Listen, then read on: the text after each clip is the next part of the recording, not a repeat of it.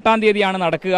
ഇനി 3 ആരാധനകൾ നടക്കാനുണ്ട്. അഷ്ടമി ആരാധന, രോഹിണി ആരാധന, രേവതി ആരാധന, അങ്ങനെ 3 ആരാധനകളോട് നടക്കാനുണ്ട്. 4 ചതുശതങ്ങൾ നടക്കാനുണ്ട്. ജൂൺ 30-ാം തീയതി മകം കലംവരവോടുകൂടി സ്ത്രീകൾക്കുള്ള പ്രവേശനം അവസാനിക്കുകയാണ്.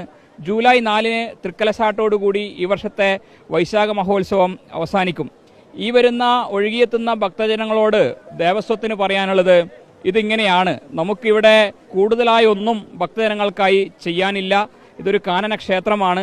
കേവലം 28 ദിവസത്തെ വൈശാഖ മഹോത്സവം മാത്രമാണ് ഇവിടെ നടക്കുന്നത്. ഈ പുഴയിൽ കൃത്രിമമായി ഒന്നും നിർമ്മിക്കാനില്ല.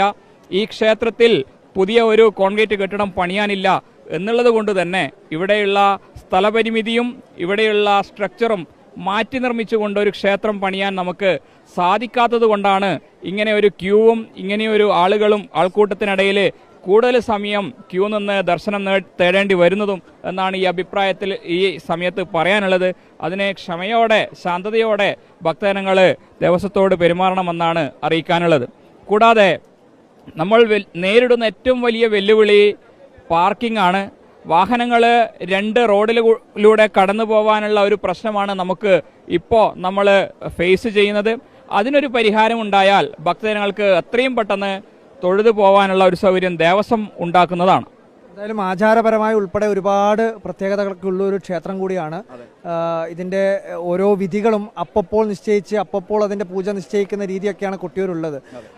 അങ്ങനെ ഒരു പ്രത്യേകത കൂടി കൊട്ടിയൂരിനുണ്ട്. അതെ, കൊട്ടിയൂര് ആചാരപരമായും അനുഷ്ഠാനപരമായും ഒട്ടേറെ സവിശേഷതകളുള്ള പൂജകളുടെ പേരിലുള്ള വ്യത്യസ്തത നമുക്ക് കാണുവാൻ വേണ്ടി സാധിക്കുന്നതാണ്. പ്രക്കുഴം എന്നുള്ള ചടങ്ങ് മെയ് 12-ാം തീയതി കഴിഞ്ഞു. നീരെഴുന്നള്ളത്ത് എന്നുള്ളൊരു ചടങ്ങ് ജൂൺ 2-ാം തീയതി കഴിഞ്ഞു. ഇങ്ങനെയുള്ള ചടങ്ങുകളുടെ പേരിലും വാക്കിലും തന്നെ വ്യത്യസ്തതയുണ്ട്. അതൊക്കെ കൊട്ടിയൂരിൻ്റെ മാത്രം പ്രത്യേകതയാണ്. ജൂൺ 8-ാം തീയതി നെയ്യാട്ടം എന്നുള്ളൊരു ചടങ്ങ് കഴിഞ്ഞു.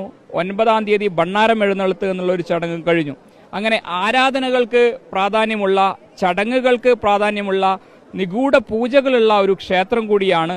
കേവലം അടിയന്തരക്കാരായിട്ടുള്ള ആളുകൾക്ക് മാത്രം ആണ് അതിനെക്കുറിച്ച് ധാരണയുള്ളത്. ദേവസ്വം അധികൃതർക്ക് പോലും അവിടെ നടക്കുന്ന പൂജകളെക്കുറിച്ച് വ്യക്തമായ ധാരണകളില്ല. ജൂൺ 30-ന് ശേഷമുള്ള കലംപൂജ എന്ന് പറയുന്നത് തന്നെ നിഗൂഢമാണ്. അവിടെ ഈ ഒരു ക്ഷേത്രത്തിൽ ആ സമയത്ത് പൂജയിൽ എന്തൊക്കെയാണ് കാര്യങ്ങൾ ചെയ്യുന്നത് എന്ന് പോലും ഭക്തജനങ്ങൾക്കോ നമുക്കോ പോലും കാണാൻ വേണ്ടി പറ്റാത്ത